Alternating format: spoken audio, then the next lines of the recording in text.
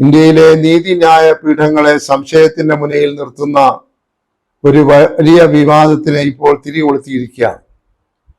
അത് മുൻകാലങ്ങളിലെങ്ങും ആ തരത്തിലുള്ള ഒരു അനുഭവം ഇന്ത്യയുടെ ചരിത്രം പരിശോധിച്ചാൽ നമുക്ക് കാണാനായി സാധിക്കുകയില്ല. കേന്ദ്ര ഗവൺമെന്റിന്റെ വിദ്യാഭ്യാസ വകുപ്പിൽ വളരെ പ്രധാനപ്പെട്ട ഉത്തരവാദപ്പെട്ട ചുമതലകൾ വഹിക്കുന്ന, ഒരുപക്ഷെ ഇന്ത്യയിലെ സെക്കൻഡറി വിദ്യാഭ്യാസത്തെ മുഴുവൻ നിയന്ത്രിക്കുന്ന NCERT എന്ന് പറയുന്ന ഒരു ദേശീയ വിദ്യാഭ്യാസ ഗവേഷണ കൗൺസിൽ ഈ അടുത്ത സമയത്ത് 8ാം ക്ലാസ്സിലെ സാമൂഹ്യ പാഠ പുസ്തകം പ്രസിദ്ധീകരിച്ചപ്പോൾ അതിനകത്ത് അത്യന്തം സ്ഫോടകാത്മകമായിട്ടുള്ള, ആർക്കും സങ്കല്പിക്കാൻ പോലും കഴിയാത്ത ചില പരാമർശങ്ങൾ ഇന്ത്യയിലെ നീതിപീഠങ്ങളെ കുറിച്ച് അതിൽ എഴുതി വച്ചിരിക്കുകയാണ്. നീതിപീഠങ്ങളിൽ അഴിമതി വളരെ വ്യാപകമായിട്ടുണ്ടായിരിക്കുന്നു എന്ന പച്ചയായിട്ടുള്ള ഒരു പ്രസ്താവനയാണ് അവർ വിശദീകരിക്കാനായി ആ പാഠപുസ്തകത്തിലൂടെ ശ്രമിക്കുന്നത്. നമ്മൾ ആലോചിക്കണം, ഇതുപോലെയുള്ള ഒരു പാഠപുസ്തകം ഇന്ത്യയിലുള്ള എത്രയോ ലക്ഷക്കണക്കിന് 8ാം ക്ലാസ് എന്ന് പറയുമ്പോൾ ഏതാണ്ട് 13 വയസ്സ് പ്രായമുള്ള കുട്ടികൾക്ക് പഠിക്കാനായി കൊടുക്കുന്നത്. അപ്പോൾ ഈ വളർന്നു വരുന്ന ഈ പൗര സമൂഹത്തിന് ഇന്ത്യയിലെ ജുഡീഷ്യറിയെ കുറിച്ച്, ന്യായ സംവിധാനത്തെ കുറിച്ചൊക്കെ ഉണ്ടാകാവുന്ന ചിന്തകൾ എത്ര വളരെ അപകടകരമായിരിക്കുമെന്നാണ് നമ്മൾ ഇതിൽ നിന്ന് മനസ്സിലാക്കേണ്ടത്. നമ്മുടെ ജുഡീഷ്യറി സമൂഹത്തിൽ ഏത് പങ്കാണ് വഹിക്കേണ്ടത് എന്ന ഒരു അധ്യായത്തിലാണ്, അല്ലെങ്കിൽ സമൂഹവും ജുഡീഷ്യറിയും തമ്മിലുള്ള ബന്ധം എന്ന ഒരു അധ്യായത്തിലാണ് ഈ ജുഡീഷ്യറിയിലെ അഴിമതിയെ സംബന്ധിച്ചും അവിടുത്തെ നിഷ്പക്ഷത ഇല്ലായ്മയെ കുറിച്ചുമൊക്കെ പ്രതിപാദിച്ചിരിക്കുന്നത്. ഈ ഒരു വലിയ പ്രതിപാദ്യം യഥാർത്ഥത്തിൽ സാധാരണ ജനങ്ങൾക്ക് ജുഡീഷ്യറിയിലുള്ള വിശ്വാസം മുഴുവൻ നഷ്ടപ്പെടുന്ന രീതിയിലേക്ക് വളർന്നുകൊണ്ടിരിക്കുന്നു എന്നതാണ് ഇതിനകത്ത് ഏറ്റവും വലിയ അപകടം.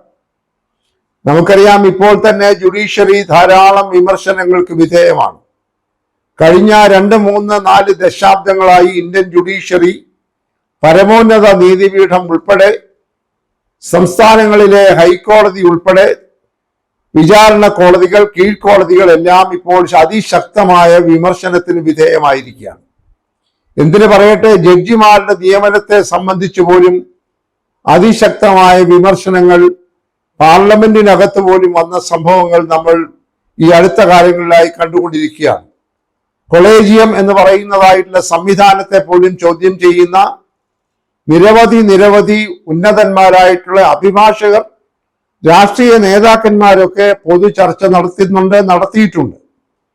ഇങ്ങനെ വരുമ്പോൾ ആകെ സാധാരണക്കാരന്റെ അത്താണിയായിരിക്കുന്ന, അല്ലെങ്കിൽ ഒരു ജനാധിപത്യ സർക്കാരിന്റെ, ഒരു ജനാധിപത്യ രാജ്യത്തിന്റെ ഒരു തൂണായി പ്രവർത്തിക്കേണ്ട 3 തൂണുകളിൽ എക്സിക്യൂട്ടീവ്, ജുഡീഷ്യറി, ലെജിസ്ലേച്ചർ എന്ന് പറയുന്ന 3 തൂണുകളിൽ ഉയർന്നു നിൽക്കുന്ന അത്യുദാത്തമായിട്ടുള്ള ജനാധിപത്യ സമ്പ്രദായത്തിന്റെ ഒരു തൂണ് ദ്രവിച്ചു പോകുമ്പോൾ ജനാധിപത്യം നഷ്ടപ്പെടുകയും, ജനാധിപത്യ രാജ്യമെന്ന പദവി നഷ്ടപ്പെടുകയും, അത്യന്തം ഭയാനകമായ ഏകാധിപത്യ സമ്പ്രദായത്തിലേക്ക് പോലും ഒരു രാജ്യം മാറിപ്പോവുകയും ഇടയുണ്ട് എന്ന ഒരു വലിയ ഭീതിജനകമായിട്ടുള്ള ഒരു സാഹചര്യമാണ് ഇപ്പോൾ ഈ NCERT ഈ പുസ്തകത്തിലൂടെ ഉണ്ടാക്കിയിരിക്കുന്നത്. ഇതെങ്ങനെ സംഭവിച്ചു എന്നിരിക്കുന്നുള്ളത് വളരെ ദുരൂഹമായിരിക്കുന്നു. നേരത്തെ സൂചിപ്പിച്ചതുപോലെ കേന്ദ്ര ഗവൺമെന്റിന്റെ നേരിട്ടുള്ള നിയന്ത്രണത്തിൽ പ്രവർത്തിക്കുന്ന NCERT അതിനകത്തെ വിദഗ്ധന്മാർ, അക്കാദമി വിദഗ്ധന്മാർ തയ്യാറാക്കുന്ന ഒരു പാഠപുസ്തകത്തിൽ ഇന്ത്യയുടെ ജുഡീഷ്യറിയിൽ അഴിമതിയുണ്ട്, അവിടുത്തെ നിയമനങ്ങളിലും കേസുകളുടെ കാര്യത്തിലുമൊക്കെ വലിയ അഴിമതി നടക്കുന്നു എന്നൊക്കെ പറയുമ്പോൾ എന്തൊരു വലിയ അപകട സൂചനയാണ് അതിൽ നിന്നുണ്ടാകുന്നത്. എന്തായാലും ഇപ്പോൾ ഏറ്റവും ഒടുവിൽ കേൾക്കുന്നത്, അത്യന്തം ഗൗരവമായി ഈ വിഷയത്തെ ബഹുമാനപ്പെട്ട സുപ്രീം കോടതി സ്വമേധയാ കേസെടുത്ത് അന്വേഷിക്കാൻ നടപടികൾ ആരംഭിച്ചിരിക്കുന്നു. വളരെ ഉന്നതന്മാരായിട്ടുള്ള അഭിഭാഷകരാണ് ശ്രീ കപിൽ സിബൽ, അഭിഷേക് സിംഗ് മൻവി എന്നുള്ള അഭിഭാഷകർ, സീനിയർ അഭിഭാഷകരാണ് ഇതിനകത്തുള്ള ഉത്കണ്ഠ ബഹുമാനപ്പെട്ട സുപ്രീം കോടതിയെ അറിയിച്ചതും സുപ്രീം കോടതി അത് പൂർണ്ണമായി ഉൾക്കൊണ്ടുകൊണ്ട് ബഹുമാനപ്പെട്ട ചീഫ് ജസ്റ്റിസിന്റെ നേതൃത്വത്തിൽ ഇതിനെ സംബന്ധിച്ച് അതിഗൗരവമായ അന്വേഷണം നടത്തി ഉത്തരവാദപ്പെട്ട ആളുകൾക്ക് കർശനമായ ശിക്ഷ നൽകണം.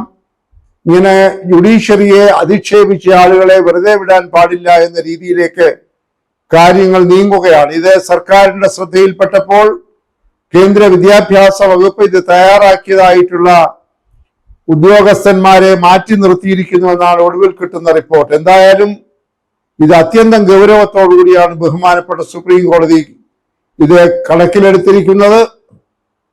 അഭിഭാഷകരും അതുപോലെ തന്നെ ന്യായാധിപന്മാരും ഒറ്റക്കെട്ടായി നിന്നുകൊണ്ട് അവർക്ക് മാനഹാനി ഉണ്ടാക്കിയ അല്ലെങ്കിൽ അവരുടെ തൊഴിലിന് അവരുടെ ജോലിയുടെ മാന്യതയ്ക്കൊക്കെ കോട്ടം വരുത്തുന്ന രീതിയിൽ പാഠപുസ്തകങ്ങൾ അച്ചടിച്ച് വളർന്നു വരുന്ന കുട്ടികളുടെ മനസ്സിൽ ഇത്തരം തെറ്റായ കാര്യങ്ങൾ നിറയ്ക്കുന്നത് വലിയ അപകടങ്ങൾ വരുത്തും എന്നുള്ളതാണ് ഇതിൽ നിന്ന് ചർച്ച ചെയ്യപ്പെട്ടുകൊണ്ടിരിക്കുന്ന പ്രധാനപ്പെട്ട പ്രതിപാദ്യ വിഷയം.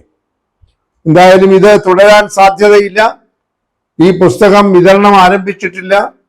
ഈ പുസ്തകത്തിന്റെ വിതരണം ഉടനെ തന്നെ നിർത്തും എന്നാണ് അറിയുന്നത്. വരും വർഷത്തെ സാമൂഹിക പാഠം 8ാം ക്ലാസ്സിലെ സാമൂഹിക പാഠം സോഷ്യൽ സയൻസ് എന്ന് പറയുന്ന പുസ്തകത്തിലെ ഒരു അധ്യായത്തിലാണ് ഈ ജുഡീഷ്യറിയെ കുറിച്ചുള്ള വളരെ മോശമായിട്ടുള്ള പ്രതിപാദ്യം വന്നിരിക്കുന്നത്. ഇതെങ്ങനെ സംഭവിച്ചു, ഇത് ആരുടെ ദുരുദ്ദേശത്തോടു കൂടി ഉണ്ടാക്കിയതാണ്, ഇതിന്റെ പുറകിൽ എന്തെങ്കിലും ശക്തികൾ പ്രവർത്തിച്ചിട്ടുണ്ടോ എന്നൊക്കെ ബഹുമാനപ്പെട്ട സുപ്രീം കോടതി ചീഫ് ജസ്റ്റിസിന്റെ നേതൃത്വത്തിൽ തന്നെ അന്വേഷണം ആരംഭിച്ചിരിക്കുന്നു. ഇത് വളരെ വലിയ പ്രത്യാഘാതങ്ങൾ ഉണ്ടാക്കുന്ന ഒരു സംഭവമായി മാറിയിരിക്കുന്നു. ഇന്ത്യയിലെ ജുഡീഷ്യറി മുഴുവൻ ഇതിൽ വളരെ അസ്വസ്ഥരാണ്. അതുകൊണ്ട് ഇതിന്മേൽ ബഹുമാനപ്പെട്ട സുപ്രീം കോടതി ഉചിതമായ ഒരു തീരുമാനമെടുക്കുകയും വരും കാലങ്ങളിൽ ഇതുപോലെയുള്ള വളരെ മോശമായിട്ടുള്ള ചിത്രീകരണം ജുഡീഷ്യറിയെ കുറിച്ച് ഉണ്ടാകാതിരിക്കാൻ ശ്രദ്ധിക്കുകയും ചെയ്യും എന്നാണ് പ്രതീക്ഷിക്കുന്നത്.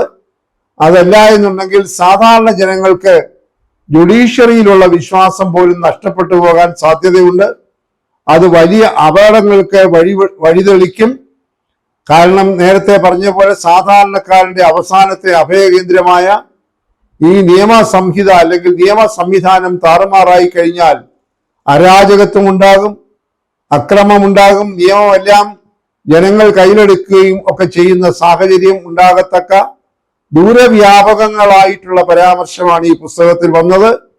ദേശീയ വിദ്യാഭ്യാസ നയം 2020 മറവിൽ ഇതുപോലെയുള്ള കാര്യങ്ങൾ പാഠപുസ്തകത്തിൽ കടന്നു വരുന്നത് വളരെ അപകടകരമാണ്. ഇതിനേക്കാൾ അപകടകരമായ പല പ്രശ്നങ്ങളും ഇതിനോടകം തന്നെ ചർച്ച ചെയ്യപ്പെട്ടു. പാഠപുസ്തകങ്ങളൊക്കെ വർഗീയവൽക്കരിക്കപ്പെടുന്നു, ചരിത്രം തിരുത്തി എഴുതുന്നു, പഴയ ചരിത്രം മായ്ച്ചു കളയുന്നു.